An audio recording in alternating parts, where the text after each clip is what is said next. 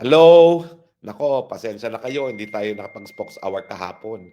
Ewan ko ba, lumalala itong malat ko at lumalala din ang aking sipon, 'no? So sabi ko nga, complete rest muna tayo kahapon, 'no, kasama na sa pagva-vlog. Pero ngayon balik na naman tayo dahil talaga naman pong na-high blood pressure tayo nang narinig natin ang mga pinagsasabi nung dalawang testigo sa Blue Ribbon Committee sa Senado kahapon.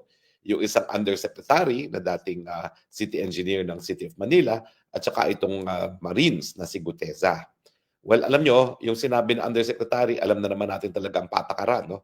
Sinabi ko na sa inyo yan dati pa, miski hindi pa pumuputok itong Blue Ribbon na investigation, sinabi ko na sa inyo yung mga patakarang SOP sa mga mambabatas. Talagang, alam nyo, sa totoo lang po, ako, hindi talaga ako kumita nung panahon na ako'y congressman kasi nga wala kaming kontroladong mga district engineer.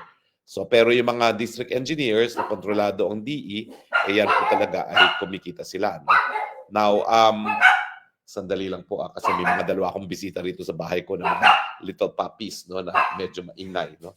Anyway, ang nakakashock, unang-una, bilyones po ang involved. Hindi pala po millions and hundreds of millions. Bilyones po talaga ang ninakaw nila sa taong bayan. Talagang tama po yung sinabi ni Mayor Magalong na 70% na ng mga proyekto, lalo na sa flood control, ang nawala sa korupsyon. Bilyones na po ang nawala sa atin. No?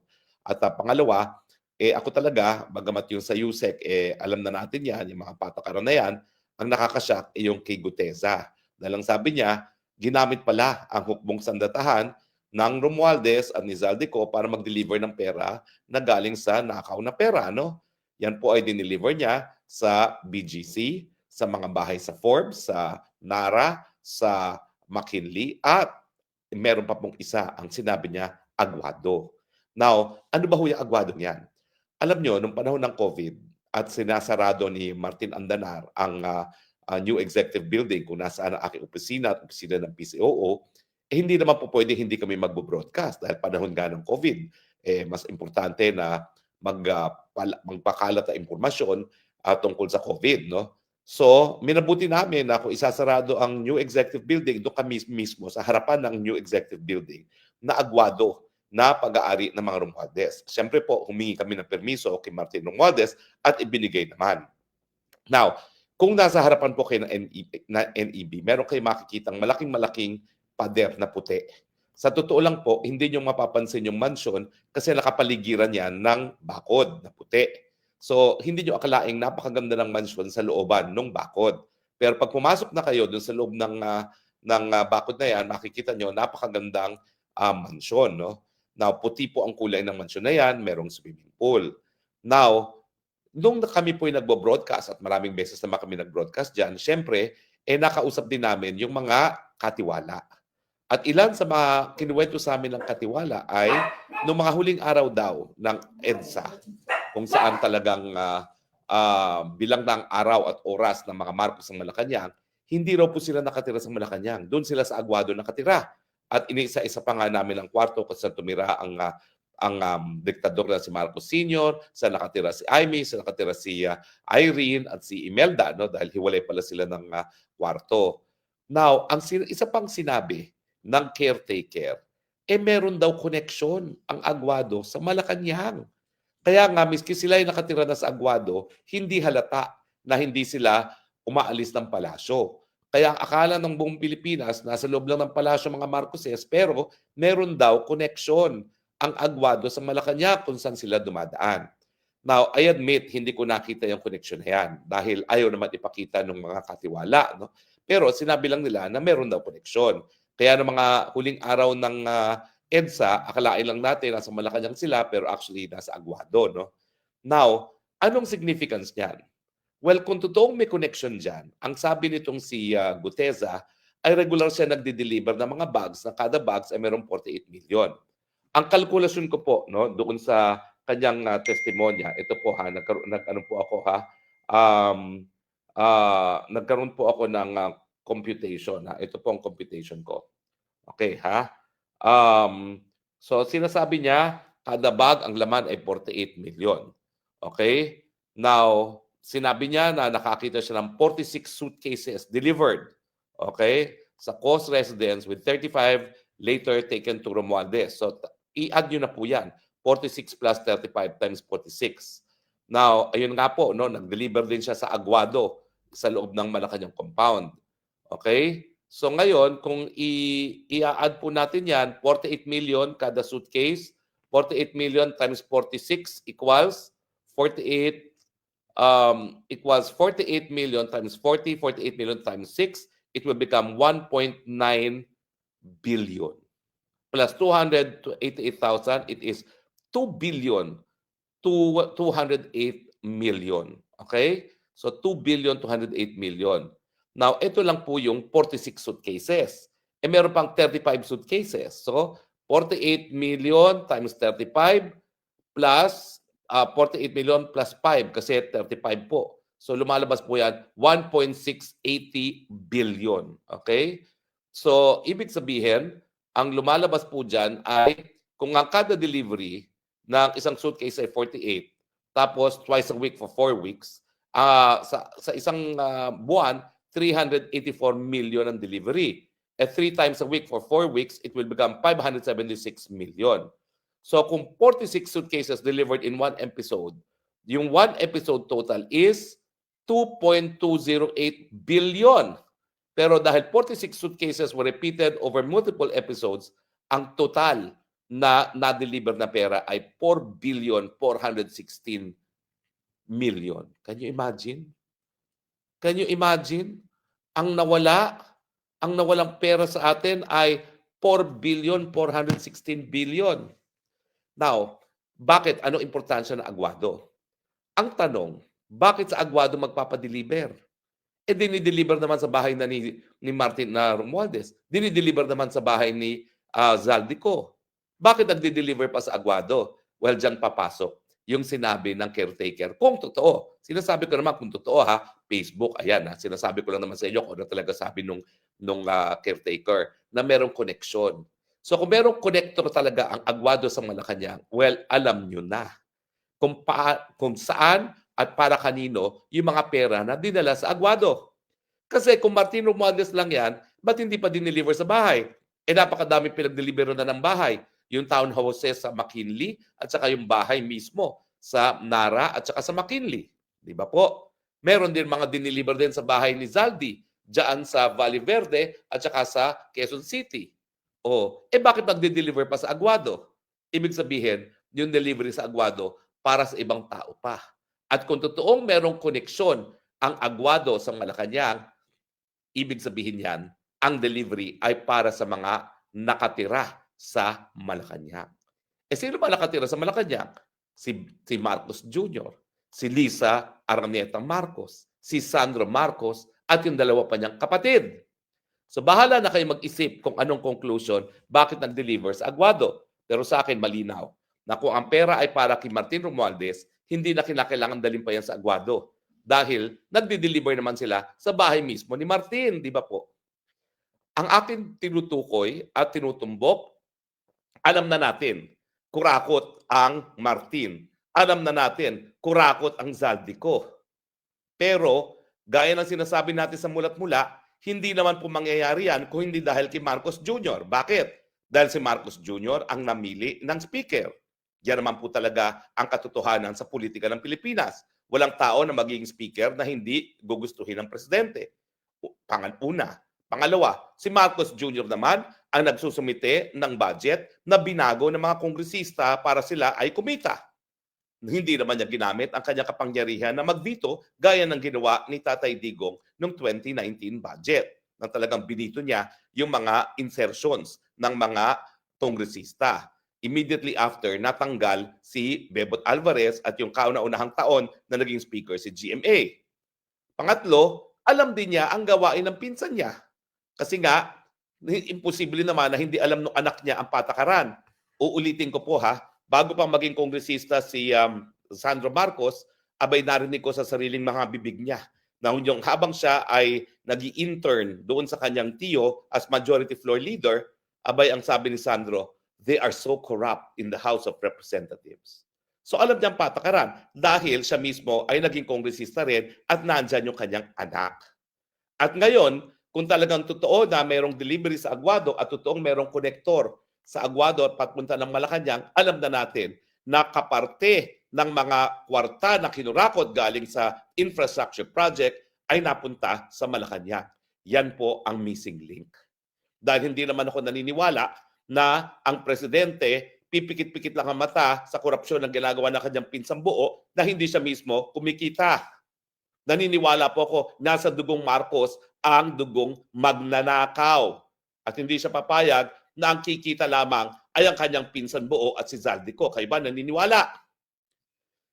Now, let's talk about Zaldico. Ako naniniwala ako talaga, kriminal si Zaldico. Pero hindi ako naniniwala na ang kinita ni Zaldico ay kasing laki ng kinita ni Martin o di naman kaya ng presidente mismo o kaya ng kanyang may bahay. Bakit? Kasi si Zaldico ay instrumento lamang. Kumbaga, parang bagman. Sure, kumikita siya kasi hindi naman po pwede na siya ang bagman na hindi naman bibigyan ng kahit papanong kumita. No? Pero hindi ako naniniwala na lahat ng kinurakot niya sa kanya lamang. Alam na natin na may parte si Martin kasi nag-deliver yung iba't ibang tao sa kanya, no? Lalong-lalo na itong si Gutesa na Marines. Pero sigurado din ako na meron ding parte ang mas mataas pa kay speaker. Dahil hindi naman magpapatuloy na ganyang kagarapal ang korupsyon, na bilyones na ang korupsyon na hindi alam ng presidente at nang hindi kumikita ang presidente. Di ba po?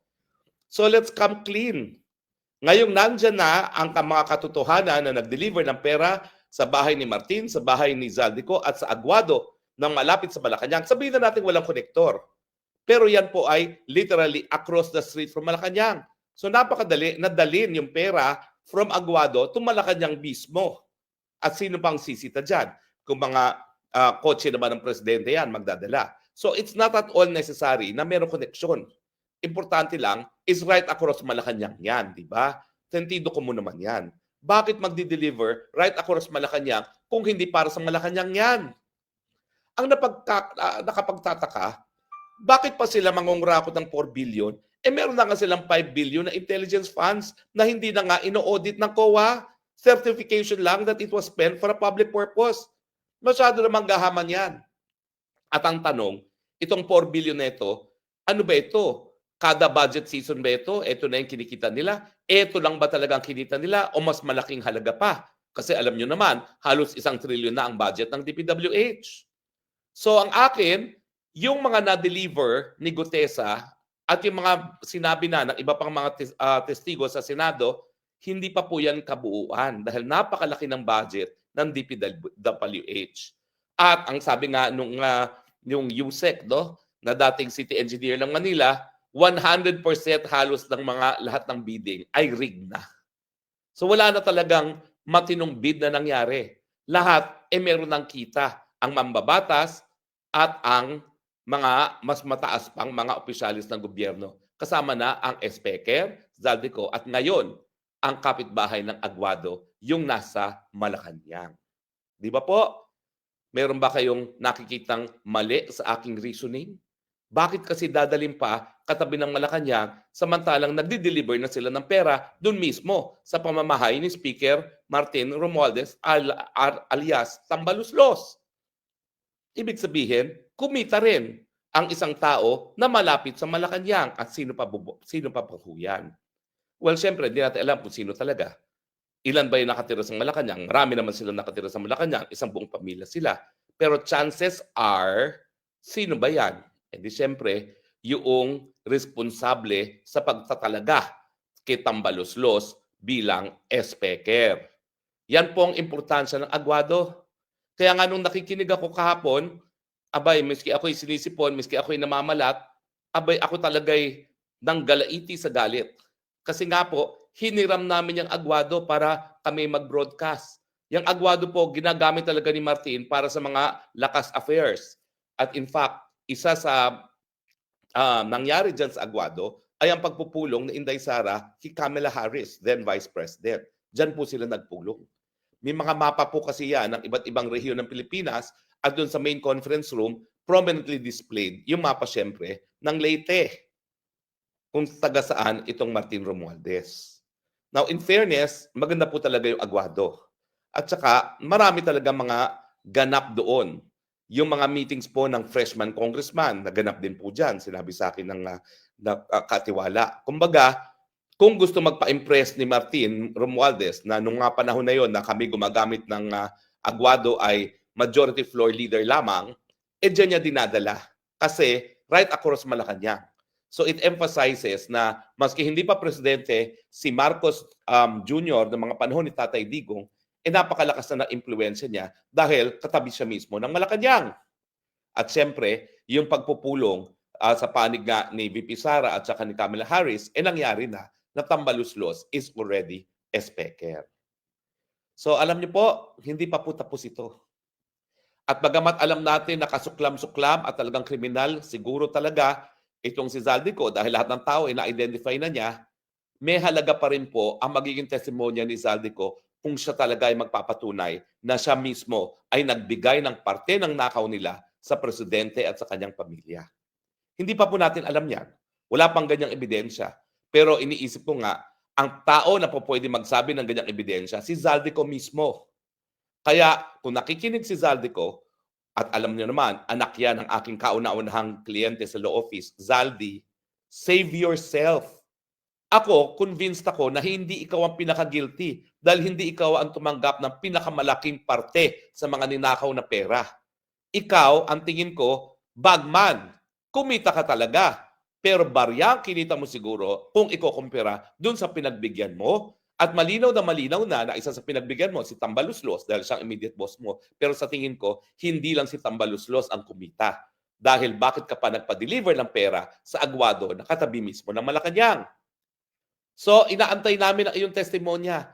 Save yourself.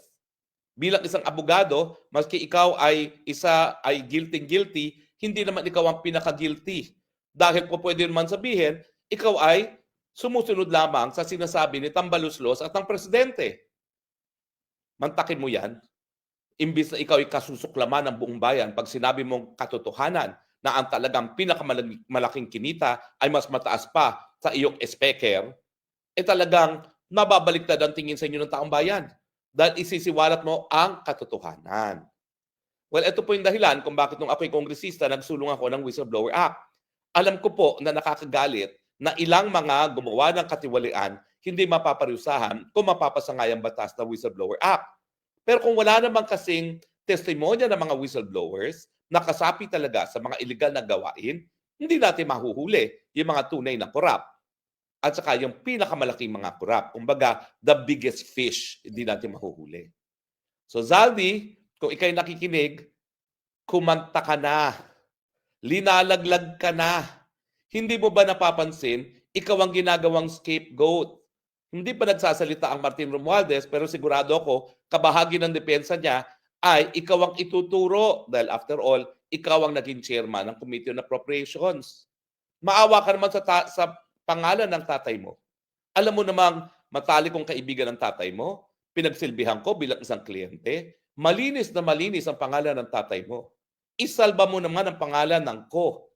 Dahil yung tatay mo, hindi matatahimik yan sa kanyang libingan nang nalalaman niya na kinasusuklaman ka ng buong bayan bilang isang korap. Turn the tables. Grab this opportunity for greatness. Magsalita ka na kung sino talaga ang amo mo at kung sino talaga ang kumita ng pinakamalaki bukod pa kay Tambaluslos. And that could only mean one person, one family. The family which has been described by Guinness Book of World Records as belonging to the top 5 most corrupt families on earth. Diba? Salba mo ang pangalan mo. Bakit ka ba ikaw lang makukulong?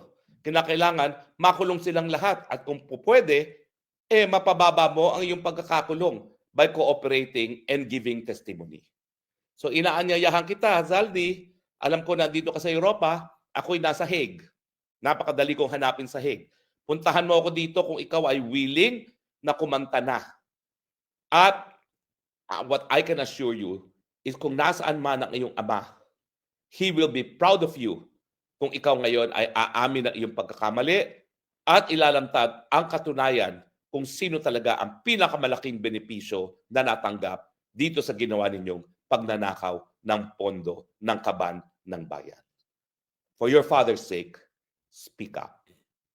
Maraming salamat po sa inyong patuloy na pagtangkilik at sana po sumagot nga itong panawagan ko kay Zaldico, no? Nasa Europa naman siya, nasa Europa rin ako. Magkita tayo. Gagawin kita ng sworn statement at titignan natin na sa susunod na administrasyon kung tatanggapin ang sworn statement mo para ikaw ay makapasok din sa Witness Protection Program at mabigyan ng immunity. Of course, baka kinakailangan magbalik ka ng pera. Sa dami naman ng pera na kinita mo na through legitimate means, hindi mo na kinakailangan yung mga pera mong ninakaw. Kapag binalik mo yung mga perang ninakaw mo, baka maayos mong pang relasyon mo sa iyong mga anak na kinasusuklaman ka na dahil nga doon sa pagdududa na ikaw ay naging corrupt. So ayusin mo na rin yung relasyon mo sa mga anak mo sa pamamagitan ng pagbalik ng mga perang ninakaw. Okay? Antayin ko ang tawag mo. Maraming salamat po sa inyong patuloy na pagtangkilik at sana i-share nyo itong video hanggang makarating kay Zaldico dahil malapit lang po ang dahig sa Paris kung saan merong tahanan itong si Zaldico at kung siya man ay nasa Madrid, ang alam ko, patutuloy po yan sa Paris.